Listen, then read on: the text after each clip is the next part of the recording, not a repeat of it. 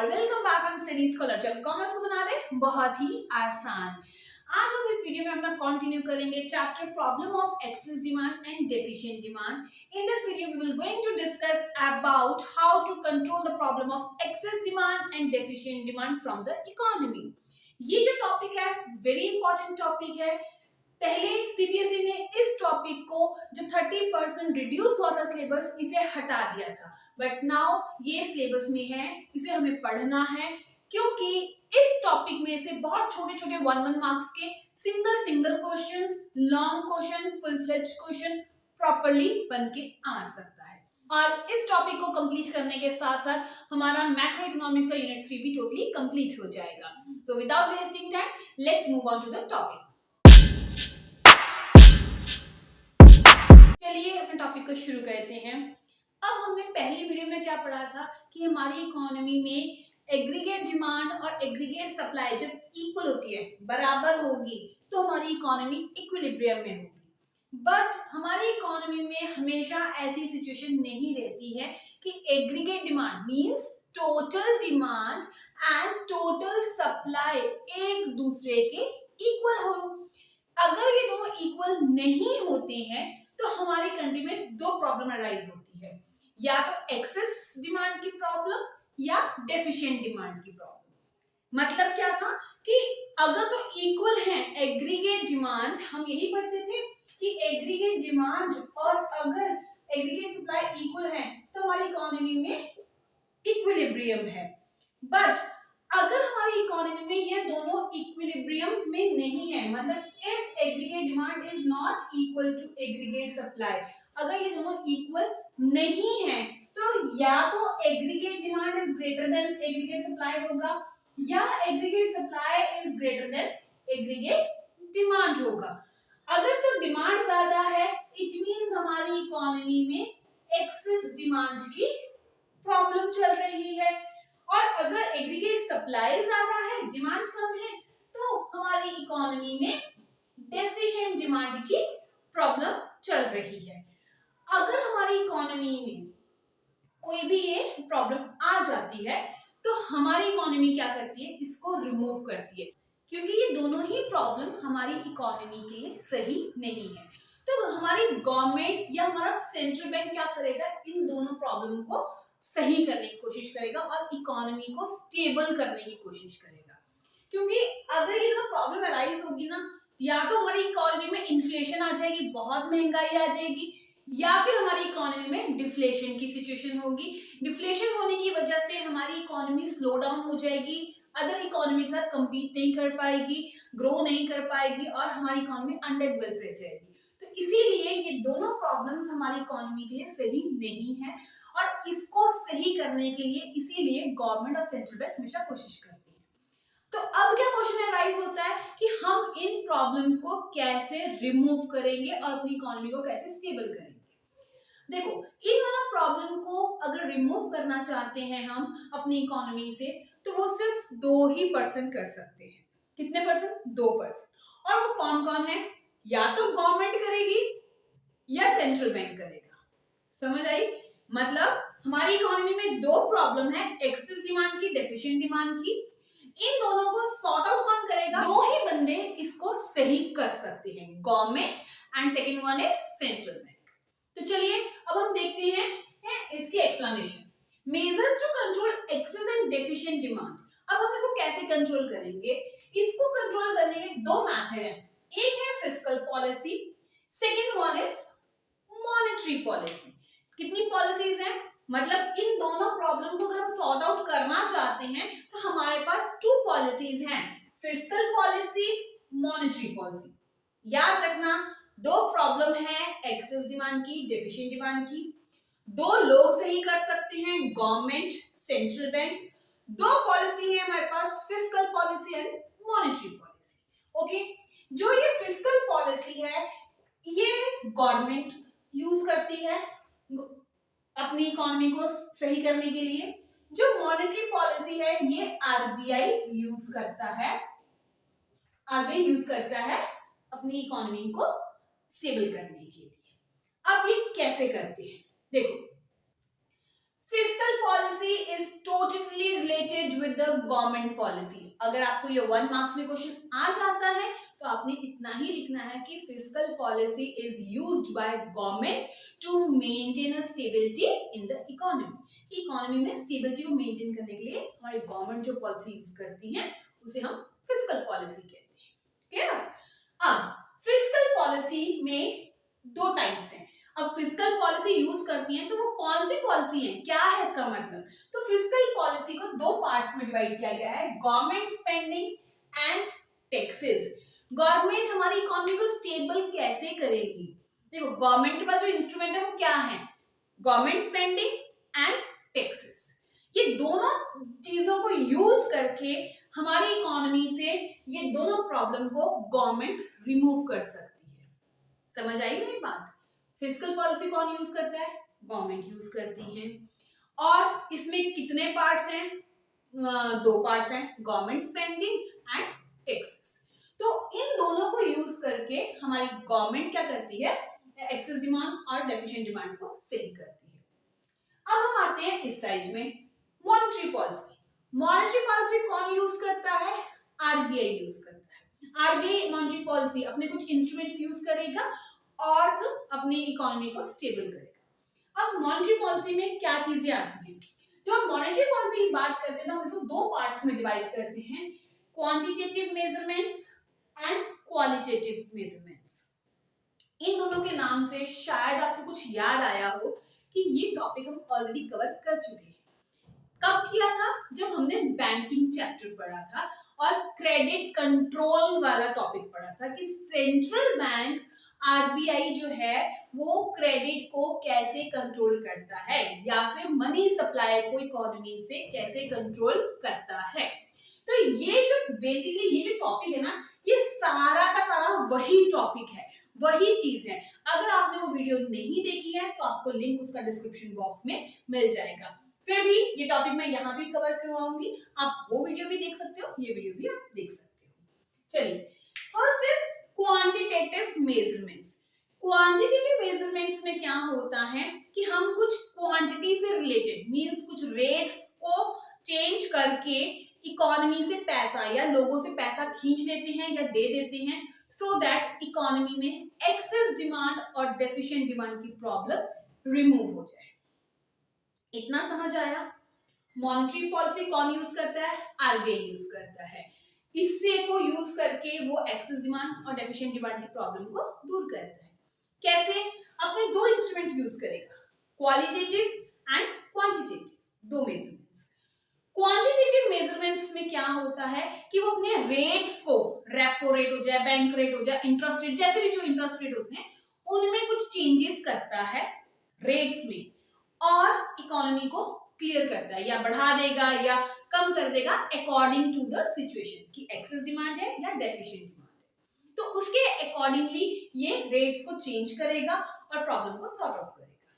पर जब हम आते हैं क्वालिटेटिव मेजरमेंट पे, ये है क्वालिटेटिव। जब हम आते हैं क्वालिटेटिव मेजरमेंट्स में तो इसमें हम क्वालिटी से बात करते हैं, मतलब रेट में कोई चेंज नहीं होगा, कुछ नहीं होगा। इसमें जो होगा ये कुछ एरियाज को सिलेक्ट कर लेगा या एडवाइस देगा या कुछ अदर स्टेप्स उठाएगा जिसकी वजह से जो हमारी बैंक्स हैं वो इकोनॉमी से पैसा ले लेंगी या दे देंगी सो दैट हमारी इकोनॉमी में एक्सेस डिमांड और डेफिशिएंट डिमांड की प्रॉब्लम सॉर्ट आउट हो जाएगी। तो हम इसको 1 बाय 1 डिस्कस करेंगे। चलिए, अब तक हमने क्या पढ़ा? एक्सेस डिमांड और डेफिशिएंट डिमांड होती है इकोनॉमी में, उसको रिमूव करने की 2 पॉलिसीज हैं, fiscal policy and monetary policy. ठीक है, फिस्कल पॉलिसी गवर्नमेंट यूज करती है, मॉनेटरी पॉलिसी आरबीआई यूज करता है। ये दोनों मिलकर अपनी अपनी पॉलिसीज यूज करते हैं और इकोनॉमी से ये दोनों प्रॉब्लम को रिमूव करते हैं। क्लियर? जब हम बात करते हैं फिस्कल पॉलिसी की तो उसमें 2 चीजें आती हैं, गवर्नमेंट स्पेंडिंग एंड टैक्सेस। अब हमने ये देखना है, अब हम इंडिविजुअल चीजें पढ़ेंगे कि ये कैसे एक्सेस डिमांड को रिमूव करती है और डेफिशिएंट डिमांड को रिमूव करती है। देखिए, मैंने ये टेबल बना दिया है, अगर आप इसका स्क्रीनशॉट लेना चाहते हो आप स्क्रीनशॉट ले सकते हो सो दैट आप भी इस तरीके से टेबल बना सको। अदरवाइज नोट्स आपको टेलीग्राम चैनल पे अवेलेबल करवा दिए जाएंगे। चलिए, पहले मैंने लिखा है एक्सेस डिमांड कि एक्सेस डिमांड की प्रॉब्लम को कैसे सॉर्ट आउट करते हैं, एंड डेफिशिएंट डिमांड की प्रॉब्लम को कैसे सॉर्ट आउट किया जाता है। फर्स्ट हम फिस्कल पॉलिसी पढ़ेंगे। फिस्कल पॉलिसी में क्या था, या तो स्पेंडिंग होंगी या टैक्सेस होंगे। ओके, पहले हम इतना टॉपिक डिस्कस करते हैं एक्सेस डिमांड का। जब हमारी इकोनॉमी में एक्सेस डिमांड की सिचुएशन चल रही है, एक्सेस डिमांड मीन बहुत ज्यादा डिमांड मींस इन्फ्लेशन की सिचुएशन। मैंने आपको कहा था ना, जब भी एक्सेस डिमांड होगा तो इन्फ्लेशन आएगी, जब डेफिशिएंट डिमांड होगा तो डिफ्लेशन आएगी। D for deficient, D for deflation, तो डेफिशिएंट डिमांड की प्रॉब्लम होगी। अब अगर हमारी इकोनॉमी में एक्सेस डिमांड की प्रॉब्लम है, एक्सेस डिमांड मींस कि aggregate demand is greater then supply, हमारे जो फर्म सेक्टर्स हैं या बाकी चीजें जो है वो कम प्रोड्यूस कर रहे हैं और डिमांड बहुत ज्यादा हो रही है, बहुत सारी चीजें लोगों को चाहिए। मतलब हमारी इकोनॉमी में जो प्रोड्यूसर्स है, फर्म सेक्टर बहुत कम प्रोड्यूस कर रहे हैं, बट हमारी इकोनॉमी में डिमांड कहीं ज्यादा है, कहीं यहाँ है, मतलब सप्लाई यहाँ, डिमांड यहाँ। ओके, तो अब इस केस में क्या होगा, गवर्नमेंट क्या करेगी, अपनी स्पेंडिंग्स को यूज करेगी। अच्छा, हमने यहाँ पर गवर्नमेंट क्यों लिया, क्योंकि गवर्नमेंट अपनी स्पेंडिंग्स को कम कर सकती है। याद है जब हमने एग्रीगेट डिमांड के कंपोनेंट पढ़े थे तो उसमें गवर्नमेंट कंजम्पशन एक्सपेंडिचर भी था, तो हमने वही यहाँ पे पढ़ना है। गवर्नमेंट क्या करती है, जब एक्सेस डिमांड है तो वो अपनी स्पेंडिंग को कम कर देती है, खर्चा कम कर देती है। देखो एक प्रैक्टिकल एग्जांपल देखो, सिंपल सा एग्जांपल, जब आपका बजट हो 10,000 रुपए का, फॉर एग्जाम्पल मेरी सैलरी में मेरी 10,000 सैलरी है और मेरा खर्चा जो है वो 15,000 का है, तो क्या मैं वो मैनेज कर सकती हूँ, नहीं कर सकती ना। 10,000 में से मैं 15,000 तो खर्चा कर ही नहीं सकती, तो मैं क्या करूंगी, अपने खर्चों को कंट्रोल करूंगी। ठीक है, मतलब मैंने अपनी स्पेंडिंग्स को कंट्रोल किया, अपनी डिमांड को कम किया कि जो मेरे को प्रायोरिटीज की मेरी चीजें हैं उसे परचेज करूंगी, जो नहीं है उलझुल सी चीजें हैं उनको मैं छोड़ दूंगी। तो इससे क्या होगा, मेरा खर्चा कम हो जाएगा। तो यहाँ पर सेम चीज हमारी गवर्नमेंट करती है, वो अपने खर्चों को कम कर देती है।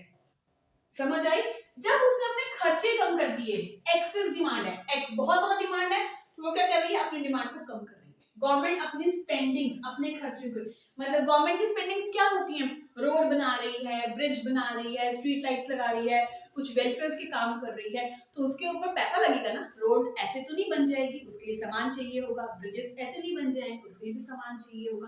तो वो सामान की डिमांड हो रही है, तो हमारी इकोनॉमी में डिमांड बढ़ती जा रही है। तो गवर्नमेंट क्या करेगी, ये वाली जो स्पेंडिंग्स हैं या जो गवर्नमेंट के डिफेंस के ऊपर स्पेंडिंग्स हैं, सिक्योरिटीज के ऊपर स्पेंडिंग्स हैं, उसे भी थोड़ा बहुत कम कर देगी। ओके, तो जैसे ही ये स्पेंडिंग्स कम होंगी तो हमारी इकोनॉमी में एग्रीगेट डिमांड की प्रॉब्लम जो है, एक्सेस डिमांड की प्रॉब्लम कम होने लग जाएगी। क्लियर? अब हम बात करते हैं टैक्सेस की। टैक्सेस के केस में क्या होगा, अब ध्यान से समझो। मैंने, अगर आपको याद हो, मैंने 1 लाख रुपीस का एक बार एग्जांपल लिया था अपनी वीडियो में, जब आपको ये टॉपिक कंप्लीट करवा रही थी, एक्सेस डिमांड और डेफिशिएंट डिमांड वाला टॉपिक। मैंने कहा था कि सपोज अगर मेरे पास 1 लाख रुपीस है, मेरी सैलरी 1 लाख रुपीस आ रही है और उसमें से मैं गवर्नमेंट को 30,000 एज अ टैक्स पे कर रही हूँ। इट्स जस्ट अ फिगर, ठीक है, कि अगर मैं 30,000 पे कर रही हूँ एज अ टैक्स, तो मेरे पास कितनी इनकम हुई, 70,000। वो 70,000 इनकम को हम क्या कहते हैं, डिस्पोजेबल इनकम। तो डिस्पोजेबल इनकम क्या है, ऐसी इनकम जो मैं अपनी मर्जी से जैसे मर्जी यूज कर सकती हूँ। ओके, तो 70,000 मैंने यूज किया, पर अगर गवर्नमेंट ने मुझे कहा कि आप 30,000 की जगह पे 50,000 एज अ टैक्स पे करोगे, तो मेरे हैंड में कितनी इनकम आई, 50,000 आई।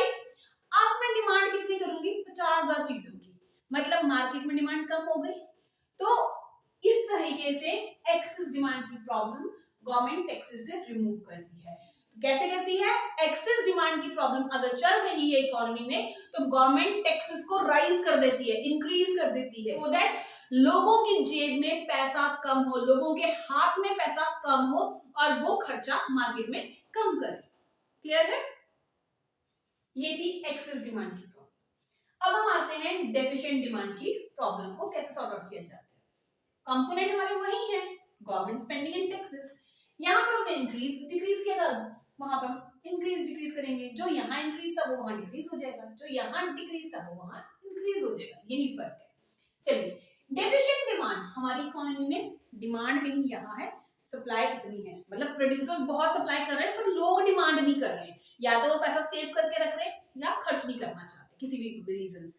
तो सप्लाई एक्स्ट्रा है, प्रोड्यूसर्स के पास इन्वेंट्री पड़ी हुई है। अब उस प्रॉब्लम को कैसे सॉर्ट आउट करेगी गवर्नमेंट? गवर्नमेंट क्या करेगी? इंक्रीज इन गवर्नमेंट स्पेंडिंग, अपने खर्चे बढ़ा देगी।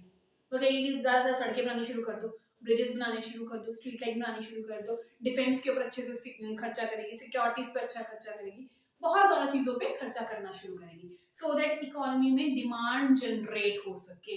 जैसे ही इकोनॉमी में डिमांड जनरेट होगी तो problem of deficient demand remove हो जाएगी। क्लियर? नेक्स्ट आते हैं टैक्सेस पे। डेफिशिएंट डिमांड को रिमूव करने के लिए गवर्नमेंट टैक्सेस को कम कर देती है। जैसे मैंने एग्जांपल लिया 1 लाख रुपीस का, गवर्नमेंट कहेगी कि अब लोगों के पास ज्यादा पैसा रहे सो दैट वो ज्यादा खर्च कर सके। तो गवर्नमेंट क्या करेगी? जहां पहले 50,000 टैक्स ले रही थी वो कहती है आप मुझे 1 लाख में से सिर्फ और सिर्फ 10,000 एज अ टैक्स दो, 90,000 आप रखो, अपनी जेब में रखो, खर्चो उसे, सेव नहीं करो, खर्चो उसे।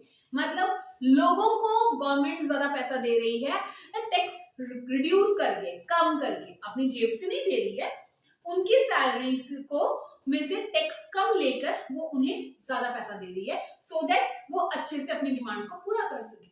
जब हमारे पास ज्यादा पैसा होगा तो मैं ज्यादा खर्चा करूंगी, अपनी डिमांड्स को पूरा करूंगी, तो हमारी इकोनॉमी से डेफिशिएंट डिमांड की प्रॉब्लम रिमूव हो जाएगी। आई होप इतना टॉपिक क्लियर होगा। अब हम आते हैं मॉनेटरी पॉलिसी। मॉनेटरी पॉलिसी में हमने पढ़ा था 2 मेजरमेंट्स हैं, क्वांटिटेटिव, क्वालिटेटिव। सबसे पहले हम डिस्कस करते हैं क्वांटिटेटिव मेजर्स। क्वांटिटेटिव मेजर्स में आप क्या पढ़ोगे कि आरबीआई अपने रेट्स को कैसे चेंज करता है प्रॉब्लम को रिमूव करने के लिए। ठीक है, सबसे पहले हम पढ़ते हैं बैंक रेट। अब ये बैंक रेट क्या है? Bank rate is that rate at which central bank मतलब RBI lends money to commercial bank. समझ आई मेरी बात कि आरबीआई लेंड करता है कॉमर्शियल बैंक को मनी। ओके, मतलब ये देखो आरबीआई ने किसको पैसे दिए?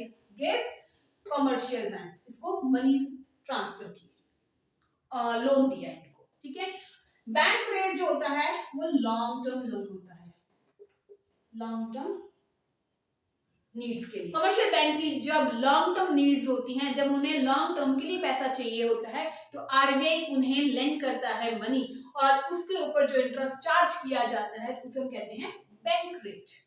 अब देखो हम जब लोन लेते हैं किसी से तो बैंक से अगर जाकर मैंने लोन लिया तो जब हम लोन लेते हैं उसके ऊपर कुछ इंटरेस्ट लगता है ना, तो वैसे ही सेंट्रल बैंक जब कमर्शियल बैंक को लोन देती है तो उसके ऊपर एक इंटरेस्ट लगता है। ठीक है, रेट लगता है, उसी इंटरेस्ट रेट को हम बैंक रेट कहते हैं। क्लियर है इतना? Okay, next is repo rate.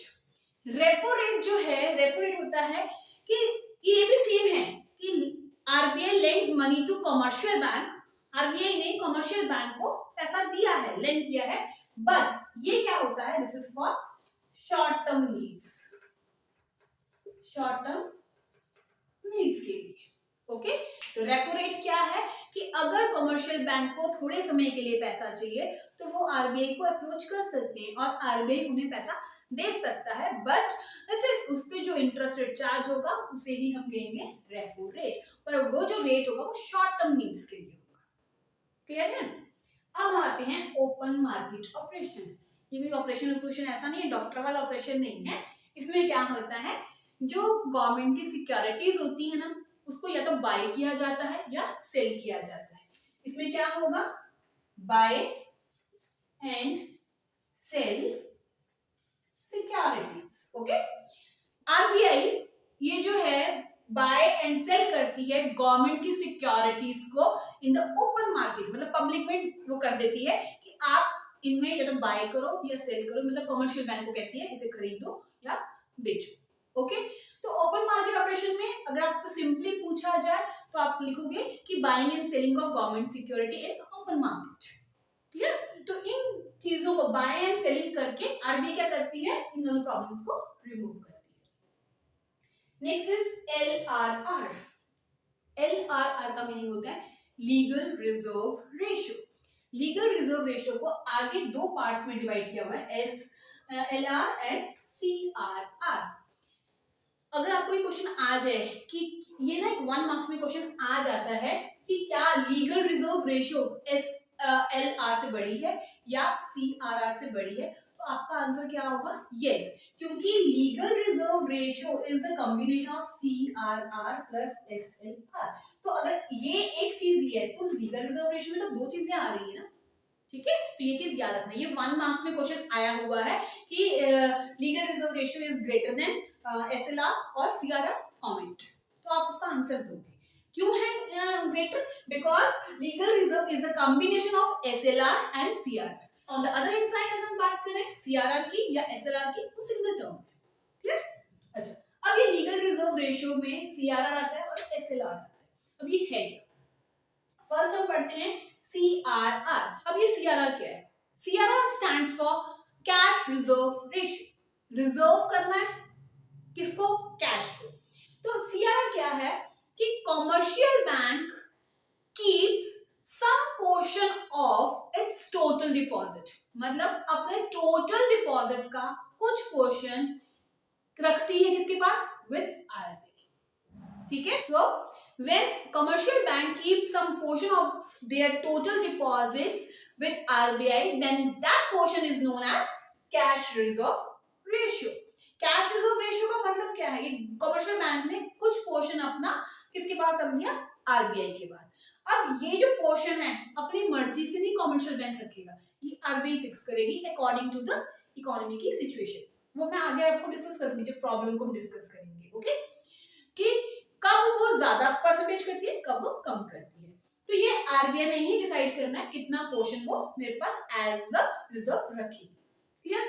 अब हम आते हैं SLR. SLR stands for statutory liquidity ratio। statutory liquidity का मींस होता है लिक्विड कैश, कैश की फॉर्म में मनी।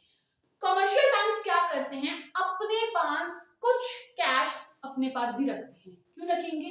देखो, आपको पैसे की जरूरत पड़ेगी, मुझे पैसे की जरूरत पड़ेगी, हम क्या करते हैं? एटीएम में जाते हैं, कार्ड डालते हैं, पैसे ले लेते हैं, ठीक है ना। और वो पैसे आते कहाँ से हैं? वो कमर्शियल बैंक से आते हैं। कमर्शियल बैंक क्या करता है? अपने पास कुछ पोर्शन अपने पास ही कैश की फॉर्म में रखता है कि अगर कोई पर्सन को जरूरत पड़ जाए अपनी मनी को विड्रॉल करवाने की, तो उसके पास वो कैश अवेलेबल हो। ओके, तो इसे हम कहते हैं स्टैट्यूटरी लिक्विडिटी रेशियो। ये परसेंटेज भी कि कमर्शियल बैंक अपने पास कितना रखेगा पोर्शन अपने टोटल डिपॉजिट का, ये भी कौन फिक्स करता है? आरबीआई। इतना क्लियर है? हमने अभी तक पढ़ा बैंक रेट क्या होता है, ये सारे रेट्स आरबीआई ने भी डिसाइड करने हैं। बैंक रेट क्या है? आरबीआई ने कमर्शियल बैंक को पैसा उधार पे दिया और उससे इंटरेस्ट चार्ज किया, बैंक रेट कहलाता है। कब दिया? बैंक रेट जो दिया जाता है वो लॉन्ग टर्म नीड्स के लिए दिया जाता है। Next is repo rate. RBI ने कमर्शियल बैंक को पैसा उधार पे दिया शॉर्ट टर्म नीड्स के लिए, और जो इंटरेस्ट चार्ज किया उसे हम रेपो रेट कहते हैं। क्लियर? ओपन मार्केट ऑपरेशन में आरबीआई बाय और सेल करता है गवर्नमेंट की सिक्योरिटीज को। लीगल रिजर्व रेशियो में दो चीजें आती हैं, cash reserve ratio, statutory liquidity ratio.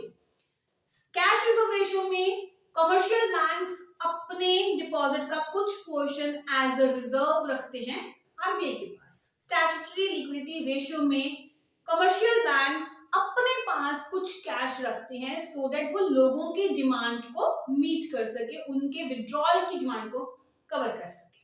Clear है इतना? चलिए अब हम आते हैं क्वालिटेटिव मेजरमेंट्स पे। क्वालिटेटिव मेजरमेंट्स में क्या होता है? First is margin requirement. अब ये मार्जिन रिक्वायरमेंट क्या है? मार्जिन रिक्वायरमेंट का मतलब होता है कि जैसे जब हम लोन लेते हैं, अगर मैं बैंक के पास जाके कहती हूँ कि मुझे 1 लाख रुपए का लोन चाहिए, तो बैंक मुझे 1 लाख रुपए का लोन अप्रूव कर देती है। बट जब मुझे पास पैसा आता है तो 1 लाख रुपीज नहीं आएगा, वो कितना आएगा? 80,000 रुपीज आएगा। तो वो जो जितना मेरी डिमांड थी और जितना मेरे हाथ में कैश आया या मैंने जितने के लिए उसकी सिक्योरिटीज रखी, तो उसका जो गैप है that is known as margin requirement. Clear है? कि एक्चुअल जितना लोन आया है और जितना मैंने अप्रूव किया था। 1 लाख रुपए का अगर मैंने लोन अप्रूव करवाया है तो मैं उसके लिए सिक्योरिटीज जो रखूंगी वो 1 लाख रुपीज की रखूंगी, पर मुझे उसके बदले में कितना लोन मिल रहा है, सिर्फ 80,000 का। तो वो जो गैप है ना ये 20,000 का, that is known as margin requirement. ये भी कौन फिक्स करेगा? आरबीआई फिक्स करेगी। Next is selective credit control. Selective credit means उधार दिया हुआ पैसा, कंट्रोल मीन्स कंट्रोल करके रखना, सिलेक्टिव मीन्स चूज करना। तो सिलेक्टिव क्रेडिट कंट्रोल को हम रैशनिंग ऑफ क्रेडिट भी कहते हैं। इसमें क्या होता है, हम कुछ पर्टिकुलर एरियाज के कोटा फिक्स कर देते हैं कि इन्हें इतने से ज्यादा अमाउंट में पैसा या क्रेडिट नहीं दिया जा सकता। अगर हमें ज्यादा दिया तो या तो प्रॉब्लम अराइज हो जाएगी एक्सेस डिमांड की या डेफिशिएंट डिमांड की। तो हम क्या करते हैं, हम कोटा फिक्स कर लेते हैं कि एग्रीकल्चर सेक्टर को इतना देना है या इंडस्ट्रियल सेक्टर को इतना अमाउंट पे देना है या इस सेक्टर को हमने कम इतना पैसा उधार पे दे सकते हैं। और हम इस लिमिट को क्रॉस नहीं कर सकते। क्यों?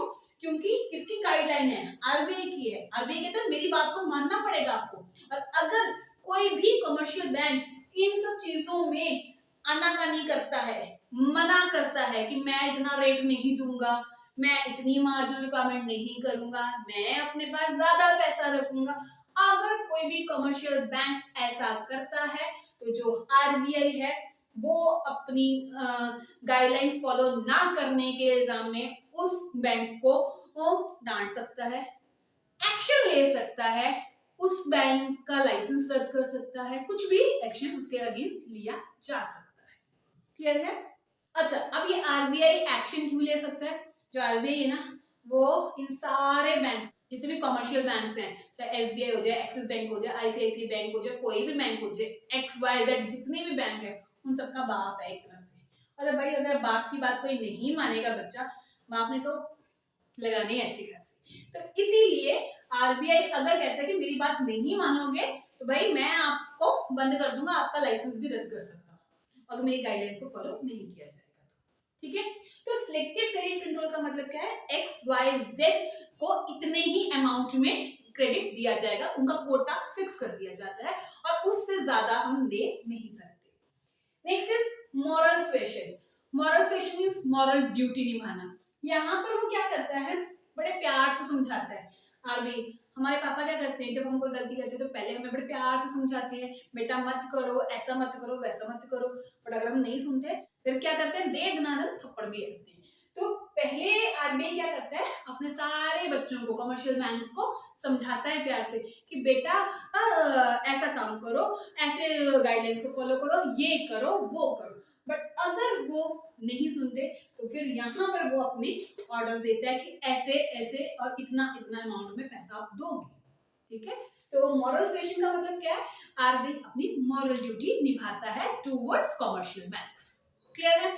चलिए, अब इन सब की हेल्प से जो हमारा आरबीआई है वो प्रॉब्लम एक्सेस डिमांड की और डेफिशिएंट डिमांड की कैसे रिमूव करता है।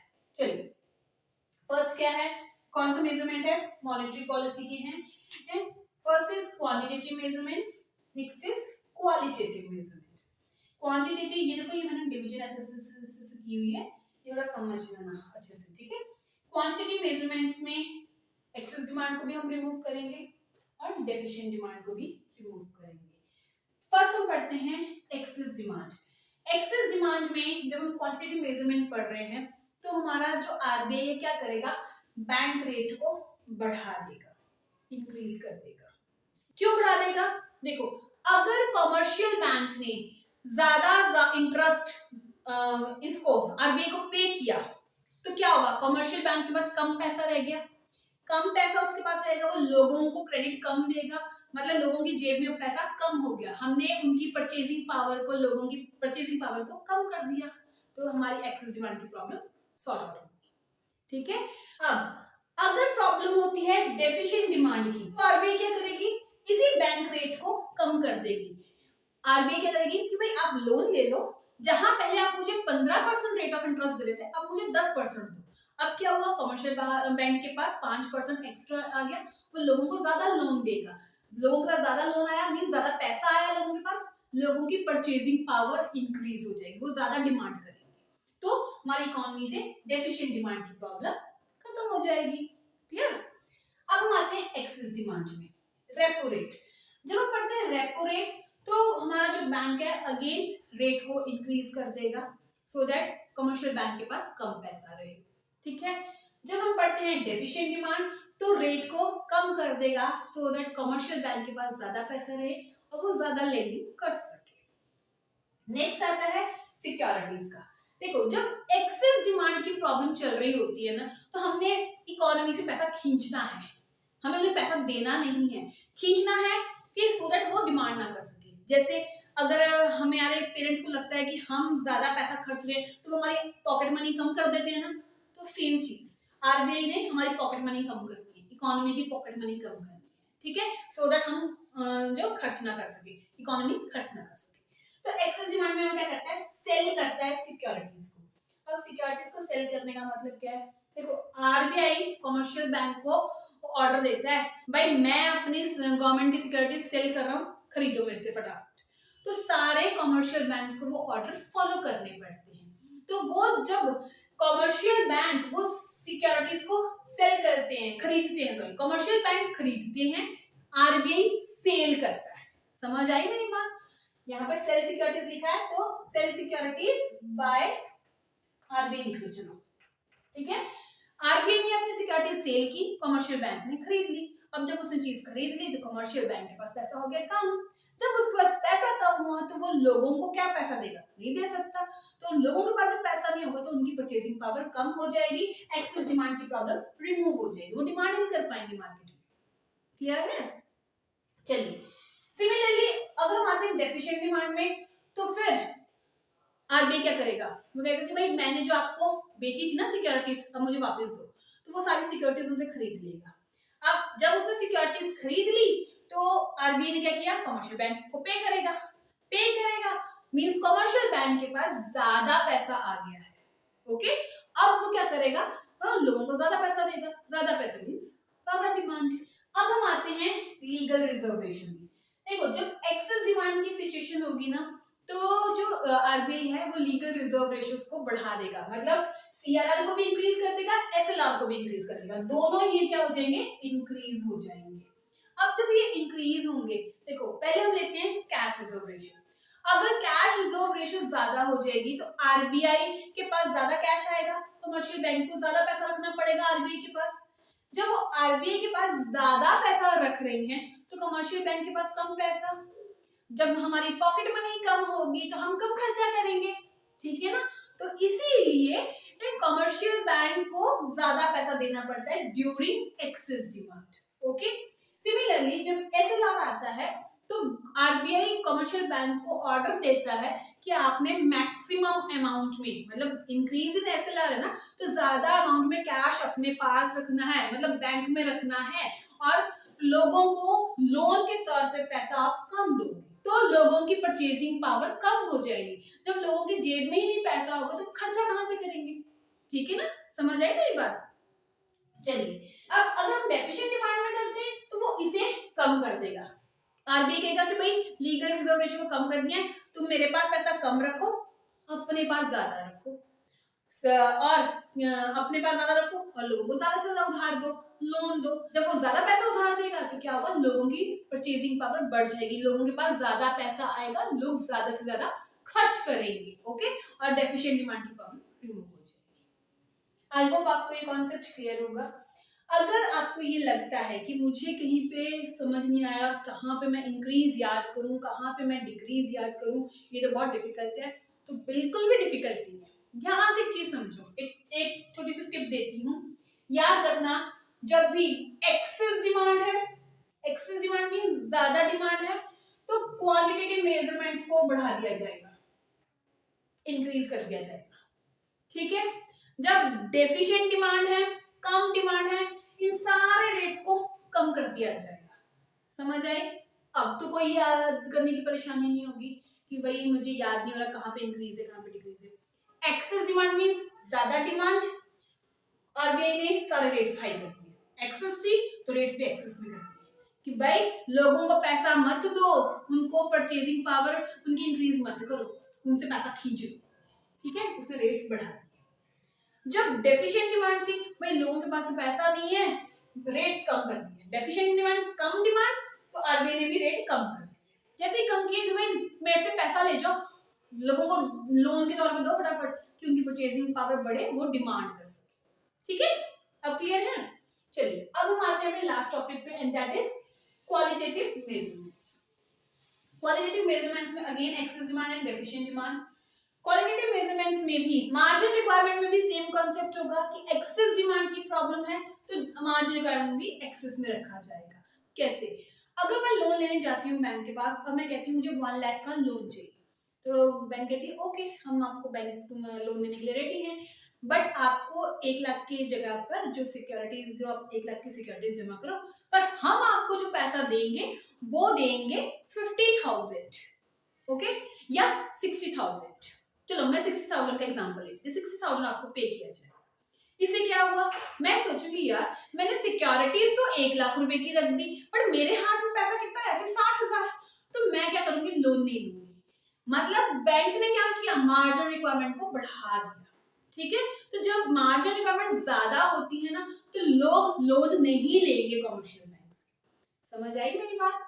मैंने कहा कि जब मैं ज्यादा अमाउंट की सिक्योरिटीज रख के कम पैसा उधार पे मुझे अगर मिलेगा तो मैं लोन नहीं लूंगी, और अगर मेरे पास लोन का पैसा नहीं आएगा या मेरे पास पैसा ही नहीं होगा तो मैं मार्केट में डिमांड क्या करूंगी, डिमांड नहीं करूंगी, तो एक्सेस डिमांड पहले चल रही थी वो ऑटोमेटिकली कम हो जाएगी, ठीक है।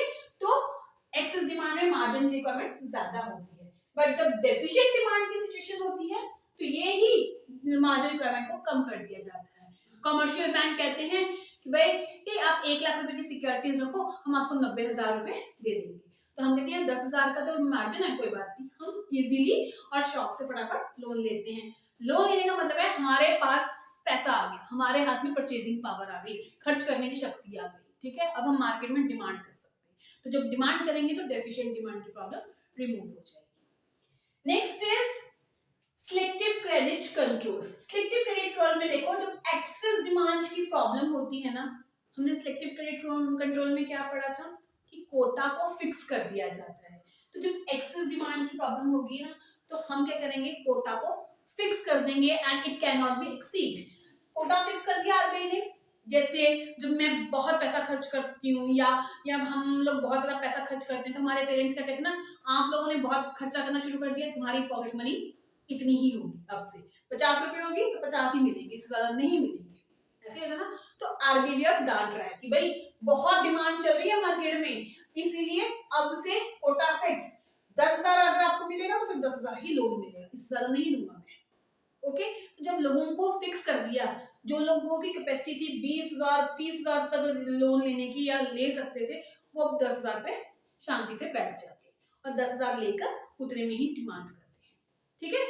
बट जब होती है डेफिशिएंट डिमांड की, आरबीआई है वो कमर्शियल बैंक को ऑर्डर करता है कि आप जितना मर्जी लोन दे सकते हो किसी भी सेक्टर को। तो यहाँ पर क्या है, कोटा जो है वो फिक्स्ड नहीं है, it can be exceed up to any limit, ठीक है, कहीं तक भी उसको इंक्रीज किया जा सकता है। तो याद रखना जब डेफिशिएंट डिमांड होती है तो हम बढ़ा देते हैं कोटा कि पैसा ले लो, और जब एक्सेस डिमांड की प्रॉब्लम होती है तो हम कोटा फिक्स कर देते हैं कि आपने पैसा नहीं खर्च करना, क्लियर। चलिए नेक्स्ट आते हैं मॉरल सुएशन में। मॉरल सुएशन में आरबीआई बड़े प्यार से बहुत प्रेम पूर्वक समझाता है अपने कमर्शियल बैंक को कि भाई जब हमारी इकोनॉमी में एक्सेस की डिमांड की प्रॉब्लम है तो रिस्ट्रिक्ट क्रेडिट करो। जैसे हमारे पेरेंट्स जब हम बहुत खर्चा करते हैं तो हमारे को पहले बड़े प्यार से समझाते हैं कि बेटा खर्चा कम कर दो, बेटा खर्चा कम कर दो, और हम क्या करते हैं जब सुनते नहीं है तब पेरेंट्स गुस्सा होते हैं और हमारे क्या करते हैं, पैसे को खींच लेते हैं। तो जब आरबीआई गुस्सा होता है तो वो सिलेक्टिव क्रेडिट कंट्रोल की पॉलिसी अपनाता है, पर जब प्यार से समझा रहा होता है तो वो उसको ऑर्डर कह रहा होता है कि बेटा क्रेडिट को रिस्ट्रिक्ट करो, बहुत ज्यादा मार्केट में पैसा चला गया है, लोगों के पास बहुत ज्यादा पैसा आ गया है, लोग बहुत ज्यादा खर्च कर रहे हैं, तो प्लीज पैसा कम देना शुरू करो, ठीक है, प्यार से समझा रहा है यहाँ। और जब डेफिशिएंट डिमांड की सिचुएशन होती है तब उन्हें वही चीज प्यार से समझाता है कि बेटा ज्यादा पैसा दो लोगों के पास, क्योंकि लोग खर्च नहीं कर रहे हैं, वो पैसा ही नहीं खरीद रहे, हमारी इकोनॉमी डाउन चली जाएगी, उनको पैसा दो। प्यार से समझाता है कमर्शियल बैंक्स को, पैसा दो, जितना देना चाहते हैं दो, जितने लोग लेने आते हैं अपनी पॉलिसीज को रिस्ट्रिक्ट कर दो, शॉर्ट कर दो, पेपर वर्क कम कर दो, सो दैट लोगों के लिए झंझट कम हो जाए, वो जल्दी से जल्दी लोन ले सके और अपनी डिमांड्स को पूरा कर सके। क्लियर है? ये था हमारा डेफिशिएंट डिमांड और एक्सेस डिमांड की प्रॉब्लम को कंट्रोल करने का मेथड्स। अब क्या पढ़ा हमने, एक छोटा सा व्यू ले लेते हैं कि एक्सेस डिमांड डेफिशिएंट डिमांड की प्रॉब्लम है, दो पॉलिसीज अपनाएंगे, फिस्कल पॉलिसी, मॉनेटरी पॉलिसी, दो लोग सही करते हैं, गवर्नमेंट, आरबीआई। कैसे करते हैं? फिस्कल पॉलिसी में दो मेथड हैं, गवर्नमेंट स्पेंडिंग, टैक्सेस, ठीक है। मॉनेटरी पॉलिसी में भी दो इंस्ट्रूमेंट हैं, क्वालिटेटिव एंड क्वांटिटेटिव। क्वांटिटेटिव में क्वांटिटी से रिलेटेड है, मींस नंबर से रिलेटेड कुछ है तो रेट्स है, रेट को चेंज किया जाएगा। क्वालिटेटिव में मॉरल सुएशन ड्यूटीज की जाएगी, क्वालिटी से रिलेटेड कुछ किया जाएगा तो क्वालिटी से रिलेटेड पॉइंट्स हैं। क्वांटिटेटिव मेजर्स में क्या है? Bank rate, repo rate, open market operation, legal reserve ratio, जिसमें सीआरआर, एसएलआर दोनों आते हैं, ठीक है। अगर हम बात करें क्वालिटेटिव की तो इसमें तीन चीजें हैं, moral suasion, margin requirement, selective credit control. Clear? ये अगर हम बात करें प्रॉब्लम को कैसे रिमूव किया जाता है, एक्सेस डिमांड में गवर्नमेंट खर्चा कम करती है, बहुत खर्चा कर लिया तो अब कम कर देगी, टैक्सेस को बढ़ा देती है, लोगों से पैसा खींच लेती है। डेफिशिएंट डिमांड में इसका ऑपोजिट है। जब हम बात करते हैं मॉनेटरी पॉलिसी की, तो जब एक्सेस डिमांड की सिचुएशन है, डिमांड यहाँ है, तो आरबीआई अपने कमर्शियल बैंक्स को, अपने बच्चों को ऑर्डर देता है रेट्स भी यहाँ रखो, ठीक है। एक्सेस डिमांड है, बहुत खर्च रहे हैं, इतने रेट कर दो, रेट हाई कर दो कि वो खर्च ही ना सके, उनके पास पैसा ही ना बचे, ठीक है। तो क्वालिटी, और अगर यही चीज डेफिशिएंट डिमांड की प्रॉब्लम होगी तो वो कहता है कि लोग तो डिमांड ही नहीं कर रहे, डिमांड यहाँ पर है, रेट्स भी यहाँ ले कम कर दो कि लोग खरीद लें चीजें। सिमिलरली जब क्वालिटेटिव मेजरमेंट्स पढ़ते हैं तो वहां पर वो अपनी मॉरल ड्यूटीज प्यार से समझाता है कि किस पोजीशन पे, किस सिचुएशन पे ज्यादा क्रेडिट देना चाहिए, कहाँ पे रिस्ट्रिक्ट करना चाहिए, कब लेंडिंग ज्यादा करनी चाहिए, और क्रेडिट को कब फिक्स्ड करना है, कब एक्सीड करना है अप टू एनी लिमिट, ये उनको ऑर्डर देता है। साथ में मार्जिन रिक्वायरमेंट में भी चेंजेस करने की कोशिश करता है। क्लियर है? ये था हमारा एक प्रॉपर फुल फ्लेज टॉपिक। ये टॉपिक 1 मार्क्स, 3 मार्क्स, 5 मार्क्स के लिए फिक्स्ड है, आएगा ही आएगा। नोट डाउन कर लो, मार्क माय वर्ड्स, ये क्वेश्चन आएगा ही आएगा, चाहे फिर ये क्वेश्चन बैंकिंग में आ जाए, चाहे फिर ये क्वेश्चन आपको इस बुक से, इस चैप्टर से आ जाए, बट ये क्वेश्चन आएगा, मार्क माय वर्ड्स, मैं बार बार कह रही हूँ। तो हमने इसे बहुत अच्छे से डीपली पढ़ना है। 1 मार्क्स के कैसे आएंगे? बैंक रेट आपसे पूछ लिया जाएगा, इनमें से किसी की डेफिनेशन पूछ ली जाएगी, इसकी डेफिनेशन हो सकती है, इसकी डेफिनेशन हो सकती है, इसकी डेफिनेशन हो सकती है, यहाँ हो सकती है डेफिनेशन, इनकी डेफिनेशन आ गई। और अगर 1 मार्क्स में ऐसा नहीं है तो ये भी हो सकता है शॉर्ट टर्म लोन्स जो होते हैं, जब आरबीआई देता है तो उस रेट को क्या कहते हैं, या लॉन्ग टर्म लोन को क्या कहते हैं, इस तरीके से आ सकते हैं। ऐसे आ सकते हैं 1 मार्क्स में कि एक्सेस डिमांड की प्रॉब्लम के टाइम पे बैंक रेट को क्या किया जाता है, इंक्रीज या डिक्रीज, या मार्केट में सेल की जाती है सिक्योरिटीज या बाय करते हैं, कौन कर रहा होता है, आरबीआई कर रहा होता है कि कमर्शियल बैंक कर रहा होता है, मार्जिन रिक्वायरमेंट क्या है, कितना डिफरेंस कैसे है, एग्जांपल समझो, या फिर फुल फ्लेज क्वेश्चन भी आ सकता है। तो हमने इस क्वेश्चन को बिल्कुल भी स्किप नहीं करना है, मैंने बहुत डिटेल में समझाया है।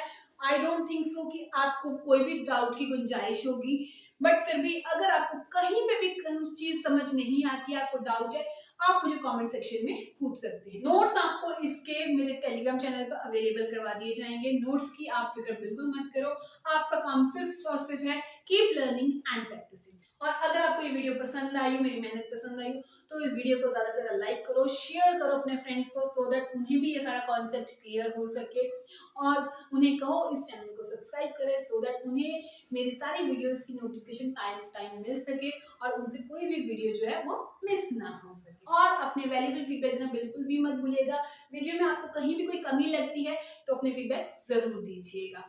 Last but not the least, please don't forget to subscribe my channel. आपका वन सब्सक्रिप्शन मुझे बहुत मोटिवेट करता है, so please do consider my subscription. Thank you for watching.